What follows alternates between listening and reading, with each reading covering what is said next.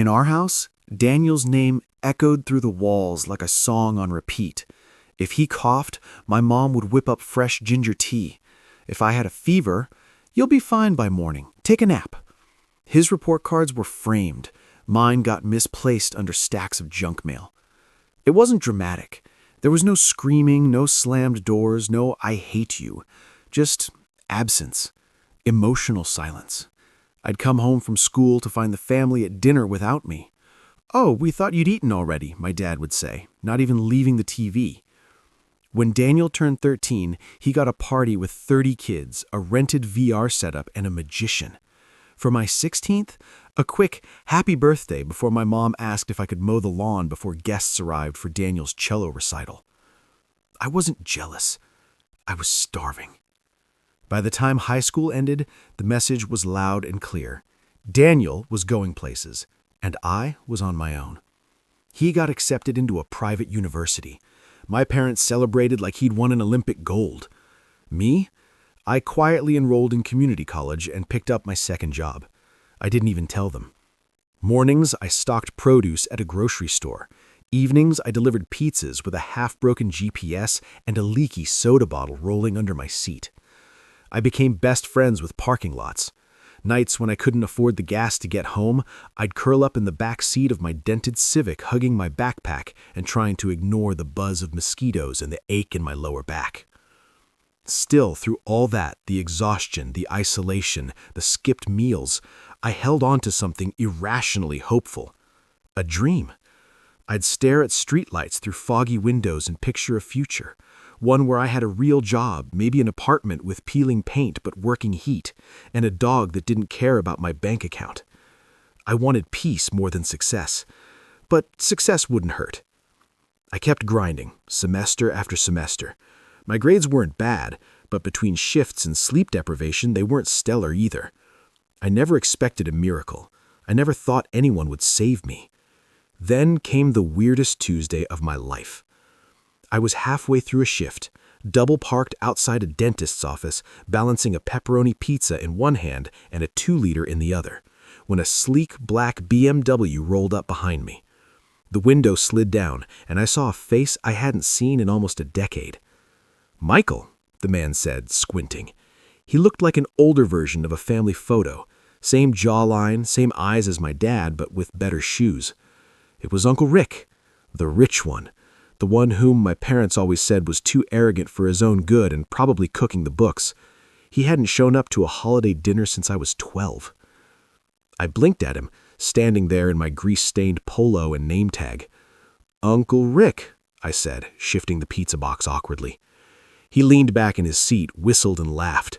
"Well, damn, you're all grown up. You delivering now?" I nodded, cheeks burning. "Yeah, just part-time." His smile faded just a bit. "This your main gig, or?" I shrugged. 2 jobs plus classes.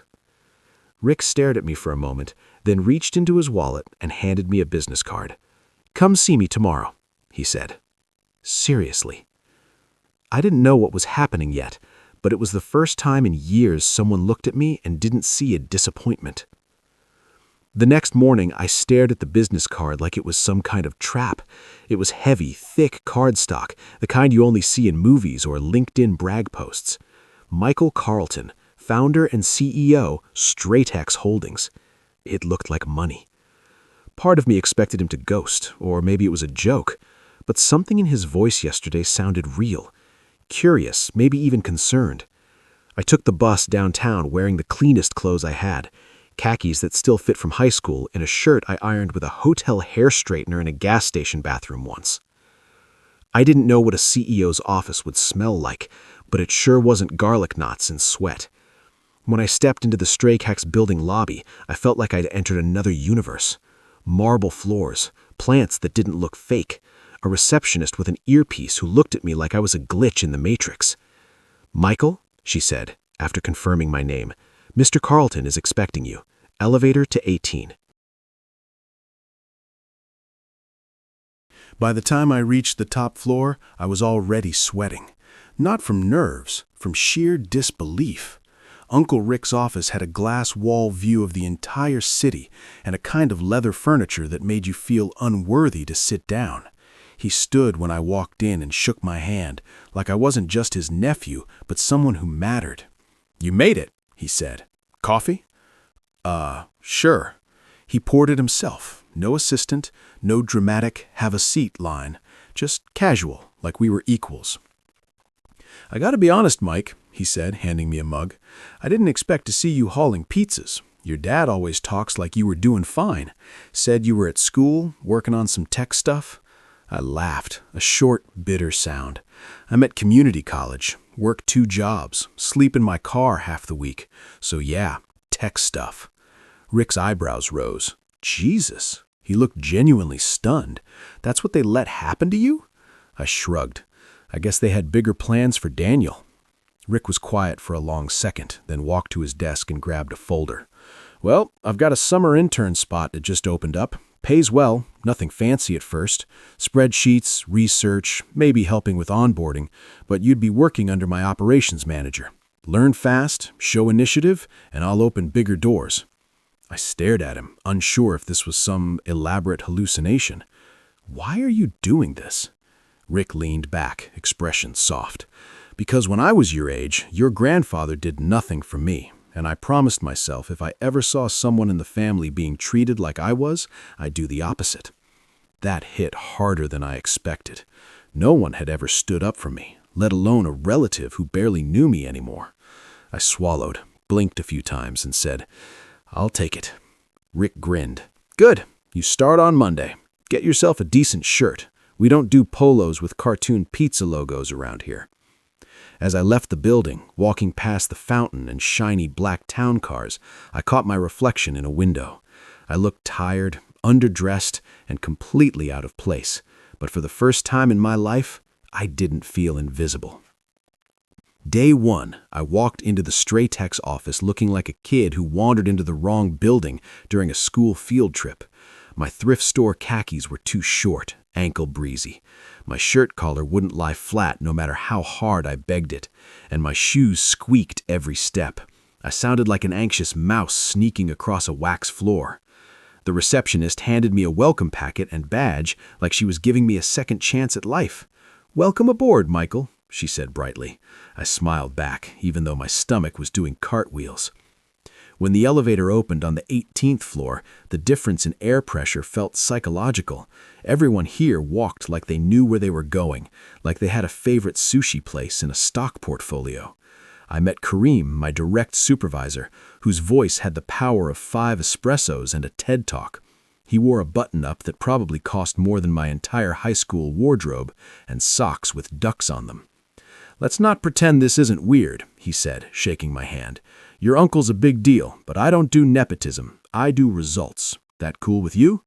"More than cool, actually. Terrified," I said. "Perfect. You'll do fine." The first few days felt like someone dropped me in a foreign country with nothing but a broken phrase book. People threw around acronyms like they were playing bingo. KPI, ROI, CRM, QBR. I was 2 abbreviations away from crying, but I stayed late, took notes, watched how people dressed, spoke, and scheduled their calendars like small gods of Outlook. Rick popped in every couple days, not in a showy, look-at-my-charity-case way, but quietly. "Need anything?" he'd ask, sipping a double espresso that smelled like money. "A nap and a brain transplant," I'd say. He always smiled and said, "You're already doing better than you think." That hit me harder than I wanted to admit. No one had ever told me I was doing okay, let alone better than I thought. From my parents, I was used to hearing things like, "Try harder," or "Daniel would have done it faster." By week 2, something weird happened. I started to like being here. I started to belong. Kareem gave me real projects, not just coffee runs or printer duties, but actual reports to prepare. People asked for my input. One senior analyst even complimented how I formatted a dashboard. I wanted to frame the email. I moved out of my car and into a tiny shared apartment above a bookstore that smelled like dust and old. One night, inspired and maybe a little cocky, I posted a photo on LinkedIn. Just me at my desk, smiling like a sleep-deprived gremlin in a discount button-up. The caption read, Day 30, from sleeping in my car to starting a new chapter. Long road ahead, but finally moving forward. I didn't tag Rick. I didn't @ the company. Just a simple, quiet win. The algorithm had other plans. It went modestly viral. Apparently, people love a good underdog story. A recruiter commented. A former professor messaged me. A stranger offered to buy me lunch just to hear the rest of the journey. But the message that made my heart freeze, a text from my mom. Michael, is it true you work for Rick? We saw a post. Why didn't you tell us? I stared at the screen like it had insulted my ancestors. Then the second message. Daniel's asking. He feels really hurt that you didn't share this with us. Right. Daniel feels hurt. However would the world survive? I didn't answer. Not yet. I was still trying to figure out how I felt and whether they actually missed me or just missed what I was becoming. The day after my mom's Daniel feels hurt text, I got a friend request from her on LinkedIn. She hadn't acknowledged my existence on social media for years. Her profile still had one of those default gray silhouettes and a bio that said, Proud mother of Daniel. No mention of a second son. Then came the messages. So proud of you, sweetheart. We always knew you had potential. You should come for dinner soon. It's been too long. Daniel just launched his campus app. You two could work together. Maybe pitch it to your uncle. That last one made me laugh out loud, like full-bodied wheezing laugh. Daniel, who once said I smelled like poor, now wanted my help getting his glorified homework assignment in front of Rick. Meanwhile, I was buried in real work. Kareem had looped me into a vendor negotiation, and Rick had started forwarding me emails directly, not just intern tasks, but actual decisions to weigh in on. One afternoon, he waved me into his office after a meeting and pointed to a flu chart I'd submitted. You ever think about full-time, Mike, post-grad? I mean, yeah, but I didn't think I was ready. Rick leaned back, one eyebrow raised. Most people aren't. You learn by doing. But you've got a good head and a sharp eye. You work like someone who's been counted out and knows how to count himself in. That line, I wanted to tattoo it across my ribcage. I left his office that day with an offer letter for a permanent position after graduation. Mid-level ops analyst. Actual salary, health benefits, paid time off. I held the paper like it might vanish if I blinked too hard. The next weekend, I went back to my old grocery store, not to work, just to remember. I bought a soda from the vending machine in the break room and sat where I used to cry between shifts, staring at my name badge, wondering if I'd ever be more than a placeholder in someone else's success story.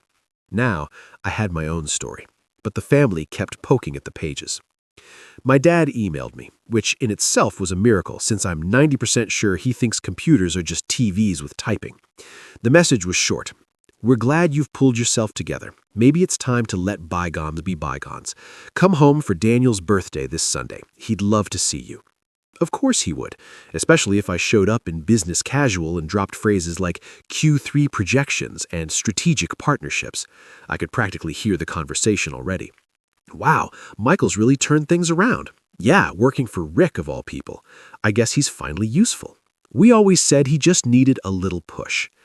They didn't miss me. They missed the version of me they could now show off at parties. And here's the thing, I didn't owe them a single thing. I wasn't the scared kid hoping for scraps of attention anymore. I had a job, a home, a mentor who actually gave a damn. And for once in my life, I had a spine that wasn't made of apologies. When Sunday came, I didn't go to Daniel's birthday. I went for a walk with Rick instead. We got coffee and sat by the water. He didn't push. He just listened. You don't have to let them back in, you know, he said eventually. Blood's not a free pass to your peace. I nodded slowly, my hands wrapped around a paper cup of something overpriced and pumpkin spiced. I know, I said. I just never thought I'd be the one with the choice. The week after Daniel's birthday, I received a text from him. That alone was weird. Daniel had barely acknowledged me outside of group family chats, the kind where I was usually the only one who didn't get a reply. His message was civil. Hey man, long time. Saw your post. Proud of you. Would love to catch up sometime. I stared at it for a long time. No typos, no emojis, just that quiet, calculated tone of someone who was about to ask for something. I didn't answer right away. 2 days later, he followed up. You know, I've been thinking, maybe we could grab lunch. I'd love to hear how you got in with Uncle Rick. You always had a good head for system stuff. That part made me laugh. Daniel used to say, I don't do spreadsheets. That's Mike's thing. In the same tone someone might use to say, I don't do math. Now he was calling me a systems guy. I asked Rick about it over coffee. He's reaching out, I said. Should I respond? Rick stirred his espresso and gave me the kind of therapists probably charge $200 an hour for. Do you want to? He asked. That was the hard part. A year ago, I would have said yes in a heartbeat. I'd have crawled through glass just to hear Daniel say something nice. But now I could hear the gears turning behind his words. I think he wants something, I said finally. Rick nodded. Probably. People don't like watching someone they underestimated succeed. Makes them uncomfortable. I didn't reply to Daniel. I didn't need to. But the silence didn't last. A week later, my mom called. This time it wasn't just polite curiosity. Her voice had a rehearsed tone, like she was trying to sound casual and in the know, but kept tripping over her own intentions. So, she said, your father and I were talking, and we just think it's amazing how far you've come. You've really grown up, Michael.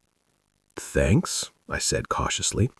And, well, Daniel's startup is entering this crucial growth phase. You know, he's built such a brilliant app.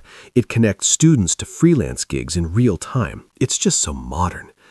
Anyway, he's looking to pitch it to real investors. And since you're working with Rick, there it was.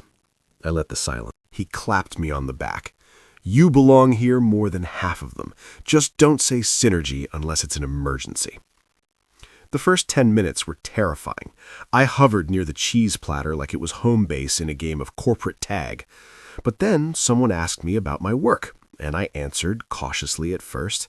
Then with confidence I didn't know I had. By the end of the night, I'd swapped business cards with a supply chain director, had a full conversation about logistics AI, and only knocked over one tiny wine glass.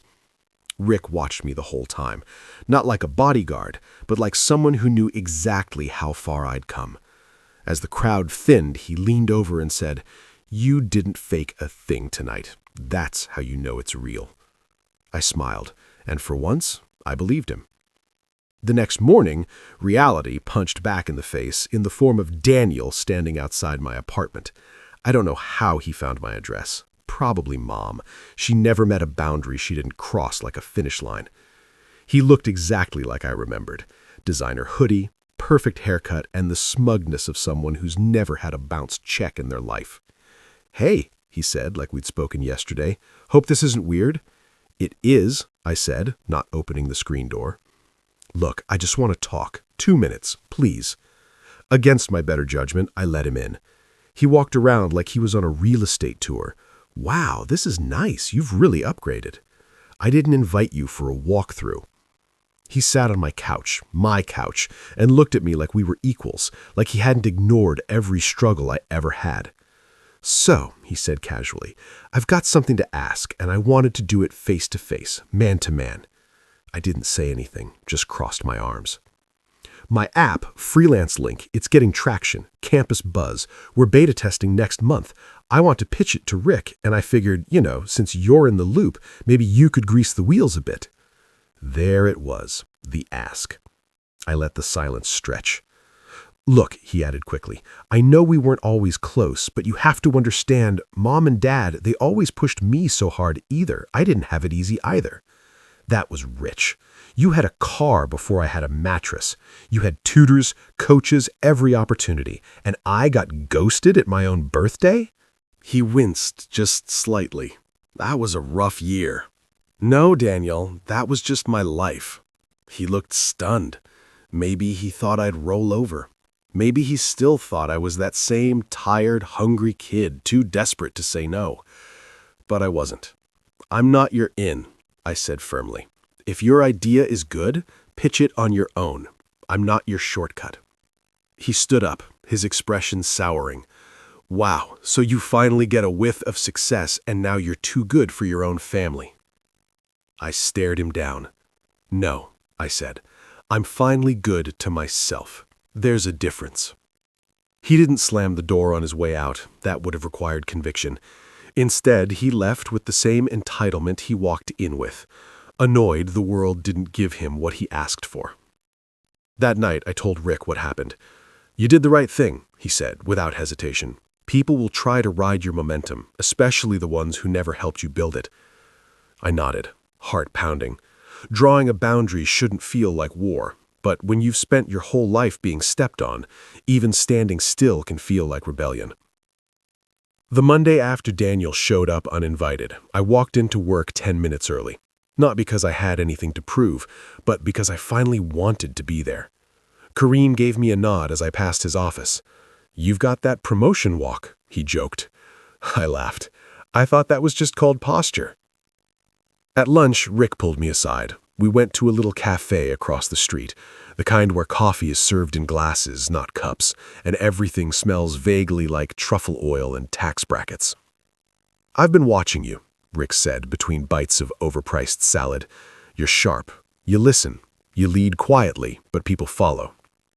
I wasn't sure where this was going until he slid a folder across the table. It was a proposal, a full internal project involving our logistics system, and at the bottom, project lead, Michael, last name. "You want me to run this?" He nodded. "We'll give you a small team, nothing huge, but this is yours, start to finish." It wasn't just a promotion. It was trust. Proof that I wasn't a charity case or a family favor. I had earned this. That night, I walked home slower than usual. Not because I was tired, but because I wanted to soak it in. I stopped at a street vendor and bought a falafel wrap, then sat on the steps outside my building like I used to when I couldn't afford groceries. Back then, I ate cold pizza crusts and pretended I wasn't crying. Now, I was sitting under the same streetlight, but I wasn't the same person. The confrontation with Daniel had left a mark. Sure, I'd replayed it in my head a dozen times, thought about what I could have said differently, whether I should have been kinder, harsher, colder. But every time I ran through the memory, I landed on the same truth. I didn't owe him softness just because we shared DNA. I didn't owe him anything. That thought scared me less and less every day. Back at work, I hit the ground running. The project Rick gave me wasn't easy. It required coordinating across departments, wrangling data, and figuring out why our vendor chain still had the response time of a dial-up modem. But for the first time in my life, I wanted the hard stuff. It felt like building a future with my own hands instead of begging to be included in someone else's. And people noticed. Kareem gave me his old standing desk. Don't get cocky. I hate sitting. And my inbox went from, "Hey, can you fix this spreadsheet?" to, "Mike, can you lead this call?" One afternoon, I caught my reflection in the office glass during a video conference. Shirt pressed, hair not terrible, focused, confident. And I thought, so this is what it feels like to not need permission to exist. Rick stopped by my desk at the end of the week. "So," he said, "feel like you're finally on the path?" I nodded. "Yeah, and it's mine. That's the best part." He smiled. "Told you had the brain. You just needed a place where people weren't trying to dim the light." We walked out together that evening, past the downtown lights, past the life I used to chase from the outside. And I realized something that made me pause for just a moment. I wasn't chasing anymore. I was choosing.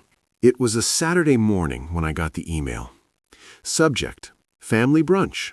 Let's reconnect. Sent by my mom, CC'd to everyone. Me, Dad, Daniel, some cousins, even Great Aunt Linda, who still signs her texts Love AL. The message was coated in sugar, but hollow inside. "We're so proud of how far you've come, Michael. We'd love to have you over, celebrate your success, and just be a family again. No pressure, just brunch and love." I sat there, coffee in hand, rereading the words like they were part of a script I wasn't interested in acting out anymore. The timing was perfect. I just wrapped up the logistics project ahead of schedule with glowing feedback from 3 departments. Kareem gave me a fist bump that actually turned into a hug. And Rick, well, he just nodded and said, I knew you would. I'd never been anyone's I knew you would before. And now, here was this email. Like none of it, the years of silence, the dismissiveness, the suddenly opportunistic affection ever happened. I didn't reply right away. I went for a walk, bought myself a ridiculous pastry from a downtown bakery just because I could, sat in the park watching joggers go by with earbuds and perfect lives. Then I went home, opened a blank reply, and I wrote this. Subject, to family brunch. Let's reconnect. Hi, Mom. Thanks for the invite. I appreciate the gesture, but I think what you're hoping to reconnect with isn't really me. It's who I've become. And while I'm proud of who I am now, that version of me wasn't built with your support. He was built in spite of your absence. I'm not angry anymore. I'm just done handing out access to people who only show up when it's convenient. I won't be attending brunch, not because I'm bitter, but because I'm busy building a life where I don't have to wonder if I matter. Tell Daniel good luck with his app. Michael. I didn't wait for a reply. I didn't refresh my inbox. I didn't even save a copy in my drafts. I hit send and closed my laptop. That night, Rick and I went out for drinks. Nothing fancy, just a corner bar with strong coffee and stronger opinions. We didn't talk about the family. We didn't need to. Instead, he raised his glass to me. To the guy who rewrote his own story, he said. I smiled, tapped my glass to his, and said, to the people who thought they could write me out of it.